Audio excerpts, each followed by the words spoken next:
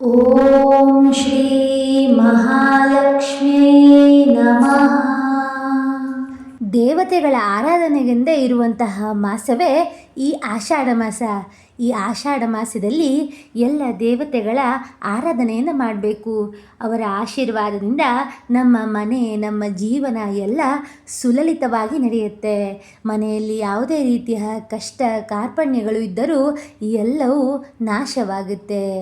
ನೆಮ್ಮದಿಯ ಬದುಕು ನಮ್ಮದಾಗುತ್ತೆ. ಆರ್ಥಿಕ ಸಮಸ್ಯೆಗಳಿದ್ದರೂ ಅದನ್ನು ಲಕ್ಷ್ಮೀ ದೇವಿ ನಾಶ ಮಾಡ್ತಾಳೆ ಅಂತ ಹೇಳಲಾಗುತ್ತೆ. ಅಂತಹ ಅದ್ಭುತವಾದಂತಹ ಈ ಮಾಸದಲ್ಲಿ ಆಷಾಢ ಮಾಸದ ವ್ರತಕಥೆಯನ್ನು ಕೇಳಬೇಕು. ಇದನ್ನು ಕೇಳೋದ್ರಿಂದಲೇ ಎಲ್ಲ ಕಷ್ಟಗಳು ದೂರವಾಗಿ ಒಳ್ಳೆಯ ಜೀವನ ದೊರಕತ್ತೆ. ಈಗ ತಡ ಮಾಡದೆ ವ್ರತಕಥೆಯನ್ನು ಶುರು ಮಾಡೋಣ.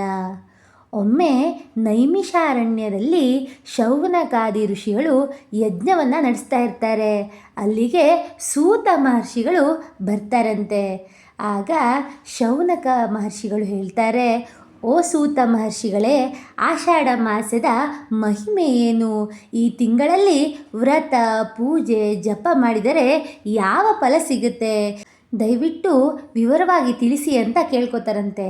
ಅದಕ್ಕೆ ಸೂತ ಮಹರ್ಷಿಗಳು ಹೇಳ್ತಾರಂತೆ, ಮುನಿಶ್ರೇಷ್ಠರೇ, ಅತ್ಯಂತ ಪವಿತ್ರವಾದಂತಹ ಪ್ರಶ್ನೆಯನ್ನು ಕೇಳ್ತಾ ಇದ್ದೀರಾ. ಆಷಾಢ ಮಾಸವು ಶ್ರೀಹರಿ ಮತ್ತು ಪರಮಶಿವನಿಗೆ ಅತ್ಯಂತ ಪ್ರಿಯವಾದ ಮಾಸವಾಗಿರುತ್ತೆ. ಈ ಮಾಸದಲ್ಲಿ ಮಾಡಿದ ಸಣ್ಣ ಪುಣ್ಯ ಕಾರ್ಯವು ಅನೇಕ ಪಟ್ಟು ಫಲವನ್ನು ನೀಡುತ್ತೆ ಅಂತ ಹೇಳ್ತಾರಂತೆ. ಆಗ ಋಷಿಗಳು ಈ ಮಾಸದಲ್ಲಿ ಯಾವ ವ್ರತವನ್ನು ಆಚರಿಸಬೇಕು ಅಂತ ಚರ್ಚಿಸ್ತಾರಂತೆ. ಅದಕ್ಕೆ ಸೂತ ಮಹರ್ಷಿಗಳು ಹೇಳ್ತಾರಂತೆ, ಪ್ರತಿದಿನ ಬೆಳಿಗ್ಗೆ ಬ್ರಹ್ಮ ಮುಹೂರ್ತದಲ್ಲಿ ಎದ್ದು ಸ್ನಾನವನ್ನು ಮಾಡಿ ಮನೆ ದೇವರಿಗೆ ಪೂಜೆಯನ್ನು ಸಲ್ಲಿಸಬೇಕು. ವಿಷ್ಣು ಸಹಸ್ರನಾಮ, ಶಿವ ಪಂಚಾಕ್ಷರಿ ಮಂತ್ರ, ಲಲಿತಾ ಸಹಸ್ರನಾಮ ಅಥವಾ ಯಾವುದೇ ದೇವರ ನಾಮಸ್ಮರಣೆಯನ್ನು ಮಾಡ್ತಾ ಇರಬೇಕು. ಬಡವರಿಗೆ ಅನ್ನದಾನ, ಗೋಸೇವೆ, ತುಳಸಿ ಪೂಜೆ, ದೀಪದಾನ ಮಾಡುವುದು ಅತ್ಯಂತ ಶ್ರೇಷ್ಠವಾದಂತಹ ಫಲವನ್ನು ನೀಡುತ್ತೆ ಅಂತ ಹೇಳ್ತಾರಂತೆ. ಅದೇ ಸಮಯದಲ್ಲಿ ದೇವರ್ಷಿ ನಾರದರು ಮಹಾವಿಷ್ಣುವಿನ ಬಳಿ ತೆರಳಿ ಕೇಳ್ತಾರಂತೆ, ಪ್ರಭು, ಆಷಾಢ ಮಾಸದಲ್ಲಿ ನಿಮ್ಮನ್ನು ಭಕ್ತಿಯಿಂದ ಪೂಜಿಸಿದವರಿಗೆ ಯಾವ ಅನುಗ್ರಹ ದೊರೆಯುತ್ತೆ ಅಂತ ಕೇಳ್ತಾರಂತೆ. ಅದಕ್ಕೆ ಶ್ರೀ ಮಹಾವಿಷ್ಣು ಉತ್ತರಿಸ್ತಾರಂತೆ, ನಾರದ, ಈ ಮಾಸದಲ್ಲಿ ಭಕ್ತಿಯಿಂದ ನನ್ನ ನಾಮವನ್ನು ಜಪಿಸುವವರಿಗೆ ಪಾಪಗಳು ಕ್ಷೀಣಿಸುತ್ತವೆ. ಅವರ ಮನೆಗಳಲ್ಲಿ ಸುಖ, ಶಾಂತಿ, ಆರೋಗ್ಯ ಮತ್ತು ಐಶ್ವರ್ಯ ವೃದ್ಧಿಯಾಗುತ್ತೆ. ಅವರ ಕುಟುಂಬವನ್ನು ಸದಾಕಾಲ ನಾನು ರಕ್ಷಿಸ್ತೇನೆ ಅಂತ ಹೇಳ್ತಾರಂತೆ. ಇದನ್ನು ಕೇಳಿದಂತಹ ನಾರದರು ಭೂಲೋಕಕ್ಕೆ ಬಂದು ಎಲ್ಲರಿಗೂ ಈ ಮಹಿಮೆಯನ್ನು ತಿಳಿಸ್ತಾರೆ. ಆ ಊರಿನಲ್ಲಿ ಧರ್ಮದಾಸ ಎಂಬಂತಹ ಒಬ್ಬ ಬಡ ಬ್ರಾಹ್ಮಣನಿರ್ತಾನಂತೆ. ಅವನು ತುಂಬ ಕಷ್ಟದಲ್ಲಿದ್ದರೂ ಕೂಡ ದೇವರ ಮೇಲಿನ ಭಕ್ತಿಯನ್ನು ಬಿಡಲಿಲ್ಲಂತೆ.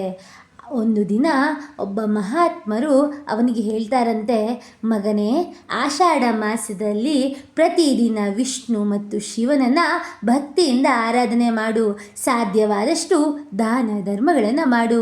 ನಿನ್ನ ಕಷ್ಟಗಳು ದೂರವಾಗುತ್ತೆ ಅಂತ ಹೇಳ್ತಾರಂತೆ. ಅದಕ್ಕೆ ಧರ್ಮದಾಸನು ಆ ಮಾತನ್ನು ಶ್ರದ್ಧೆಯಿಂದ ಪಾಲಿಸೋಕೆ ಶುರು ಮಾಡ್ತಾನೆ. ಪ್ರತಿದಿನ ಸ್ನಾನವನ್ನು ಮಾಡಿ ಪೂಜೆಯನ್ನು ಮುಗಿಸ್ತಾನೆ. ವಿಷ್ಣು ಮಂತ್ರ, ಶಿವ ಮಂತ್ರವನ್ನು ಜಪಿಸಿ ಕೈಲಾದಷ್ಟು ಬಡವರಿಗೆ ಅನ್ನದಾನವನ್ನು ಮಾಡ್ತಾನೆ.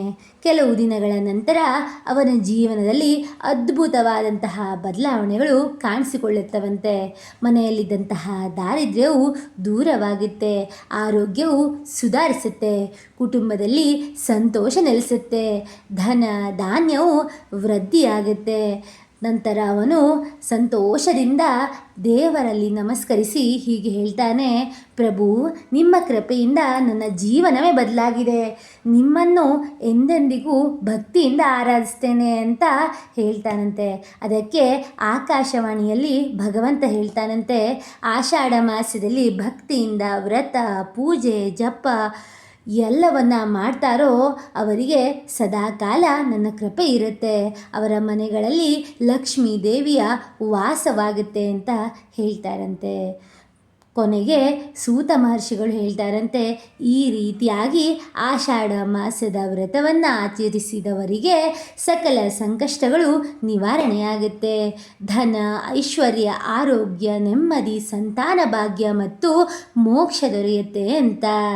ಇದರಿಂದ ನಮಗೆ ತಿಳಿಯೋದೇನೆಂದರೆ, ಈ ಆಷಾಢ ಮಾಸದ ವ್ರತಕಥೆಯನ್ನು ಭಕ್ತಿಯಿಂದ ಯಾರು ಹೇಳ್ತಾರೋ ಅಥವಾ ಯಾರು ಕೇಳ್ತಾರೋ ಅವರಿಗೆ ಶ್ರೀಹರಿ, ಪರಮಶಿವ ಮತ್ತು ಮಹಾಲಕ್ಷ್ಮಿಯ ಸಂಪೂರ್ಣ ಅನುಗ್ರಹವಾಗುತ್ತೆ ಅಂತ. ಅವರ ಮನೆಯಲ್ಲಿ ಸುಖ, ಶಾಂತಿ, ಸಮೃದ್ಧಿ ಸದಾಕಾಲ ನೆಲೆಸುತ್ತೆ ಅಂತ ಹೇಳಲಾಗುತ್ತೆ. ಆದ್ದರಿಂದ ನಮ್ಮ ಕೈಲಾದಷ್ಟು ನಮ್ಮ ಶಕ್ತ್ಯಾನುಸಾರ ಈ ಮಾಸದಲ್ಲಿ ದೇವರ ಜಪ ತಪಗಳನ್ನು, ಪೂಜೆ ದಾನಗಳನ್ನು ನಮ್ಮ ಕೈಲಾದಷ್ಟು ಮಾಡಬೇಕು. ಇದರಿಂದ ಭಗವಂತನ ಅನುಗ್ರಹ ನಮ್ಮ ಮೇಲೂ ಒದಗುತ್ತೆ. ನಮಗಾಗಿ, ನಮ್ಮ ಕುಟುಂಬಕ್ಕಾಗಿ ದೇವರ ಮೊರೆಯನ್ನು ನಾವು ಹೋಗಲೇಬೇಕು. ಈ ಕಥೆಯಿಂದ, ಈ ವ್ರತದಿಂದ ನಮಗೆ, ನಮ್ಮೆಲ್ಲರಿಗೂ ದೇವರು ಸನ್ಮಂಗಳವನ್ನು ಖಂಡಿತವಾಗಲೂ ಉಂಟು ಮಾಡ್ತಾನೆ. ಈಗ ಪವಿತ್ರವಾದಂತಹ ಆಷಾಢ ಮಾಸದ ವ್ರತಕಥೆಯನ್ನು ಕೇಳಿ ಆಯಿತು. ಈಗ ಮಂತ್ರದ ಪಾರಾಯಣವನ್ನು ಕೂಡ ಶುರು ಮಾಡೋಣ. ತಡ ಮಾಡದೆ ಈಗ ಭಕ್ತಿಯಿಂದ, ಶ್ರದ್ಧೆಯಿಂದ ನನ್ನ ಜೊತೆ ನೀವು ಕೂಡ ಪಠಿಸಿ. ಓಂ ಐಂ ಹ್ರೀಂ ಶ್ರೀಂ ಶ್ರೀಮಾತ್ರೇ ನಮಃ. ಓಂ ಶ್ರೀಂ ಹ್ರೀಂ ಕ್ಲೀಂ ಮಹಾಲಕ್ಷ್ಮ್ಯೈ ನಮಃ. ಓಂ ದುಂ ದುರ್ಗಾಯೈ ನಮಃ. ಓಂ ಐಂ ಸರಸ್ವತ್ಯೈ ನಮಃ. ಓಂ ಹ್ರೀಂ ಶ್ರೀ ಲಲಿತಾಂಬಿಕಾಯೈ ನಮಃ. ಓಂ ಐಂ ಹ್ರೀಂ ಶ್ರೀಂ ಶ್ರೀಮಾತ್ರೇ ನಮಃ.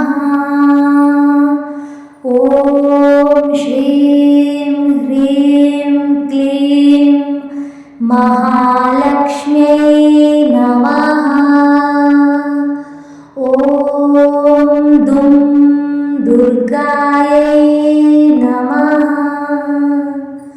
ಓಂ ಐಂ ಸರಸ್ವತ್ಯೈ ನಮಃ. ಓಂ ಹ್ರೀಂ ಶ್ರೀ ಲಲಿತಾಂಬಿಕಾಯೈ ನಮಃ. ಓಂ ಐಂ ಹ್ರೀಂ ಶ್ರೀಂ ಶ್ರೀಮಾತ್ರೇ ನಮಃ. ಓಂ ಶ್ರೀಂ ಹ್ರೀಂ ಕ್ಲೀಂ ಮಹಾಲಕ್ಷ್ಮ್ಯೈ ನಮಃ. ಓಂ ದುಂ ದುರ್ಗಾಯೈ ನಮಃ. ಓಂ ಐಂ ಸರಸ್ವತ್ಯೈ ನಮಃ. ಓಂ ಹ್ರೀಂ ಶ್ರೀ ಲಲಿತಾಂಬಿಕಾಯೈ ನಮಃ. ಓಂ ಐಂ ಹ್ರೀಂ ಶ್ರೀಂ ಶ್ರೀಮಾತ್ರೇ ನಮಃ. ಓಂ ಶ್ರೀಂ ಹ್ರೀಂ ಕ್ಲೀಂ ಮಹಾಲಕ್ಷ್ಮ್ಯೈ ನಮಃ. ಓಂ ದುಂ ದುರ್ಗಾಯೈ ನಮಃ. ಓಂ ಐಂ ಸರಸ್ವತ್ಯೈ ನಮಃ. ಓಂ ಹ್ರೀಂ ಶ್ರೀ ಲಲಿತಾಂಬಿಕಾಯೈ ನಮಃ.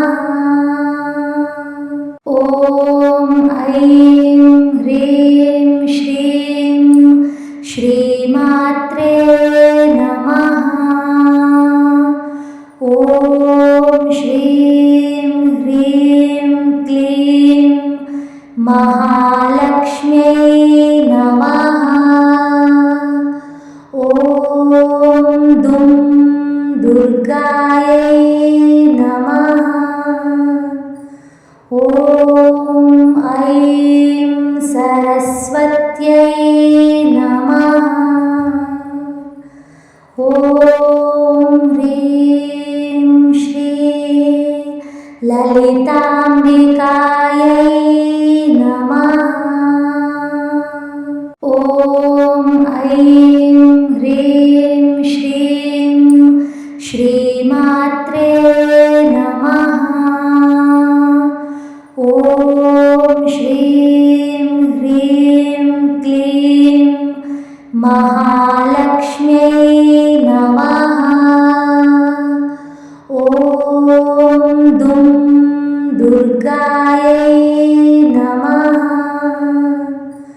ॐ ऐं सरस्वत्यै नमः। ॐ ह्रीं श्री ललिताम्बिकायै नमः। ॐ ऐं ह्रीं श्रीं श्रीमात्रे नमः। ॐ श्रीं ह्रीं क्लीं महालक्ष्म्यै नमः। ॐ दुं दुर्गायै नमः। ॐ ऐं सरस्वत्यै नमः। ॐ ह्रीं श्री ललिताम्बिकायै नमः। ॐ ऐं ह्रीं श्रीं श्रीमात्रे नमः। ॐ श्रीं ह्रीं क्लीं महालक्ष्म्यै नमः। ॐ दुं दुर्गायै नमः। ॐ ऐं सरस्वत्यै नमः। ॐ ह्रीं श्री ललिताम्बिकायै नमः। ॐ ऐं ह्रीं श्रीं श्रीमात्रे नमः। ॐ श्रीं ह्रीं क्लीं महालक्ष्म्यै नमः। ॐ दुं दुर्गायै नमः। ॐ ऐं सरस्वत्यै नमः। ॐ ह्रीं श्री ललिताम्बिकायै नमः।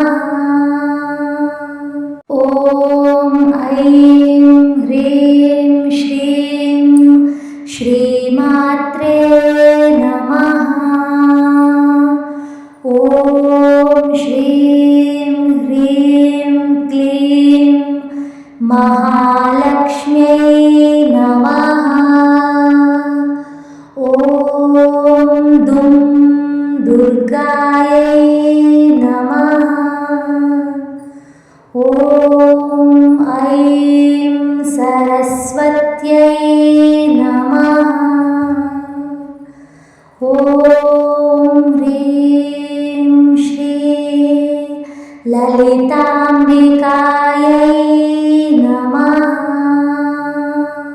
ॐ ऐं ह्रीं श्रीं श्रीमात्रे नमः। ॐ श्रीं ह्रीं क्लीं महालक्ष्म्यै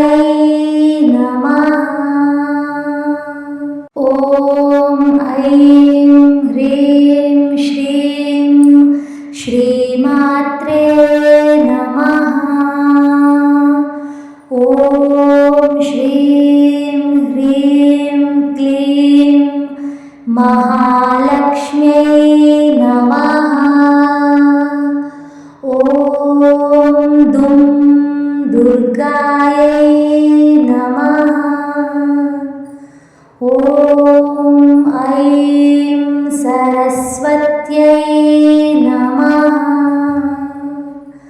ॐ ह्रीं श्रीं ललिताम्बिकायै नमः।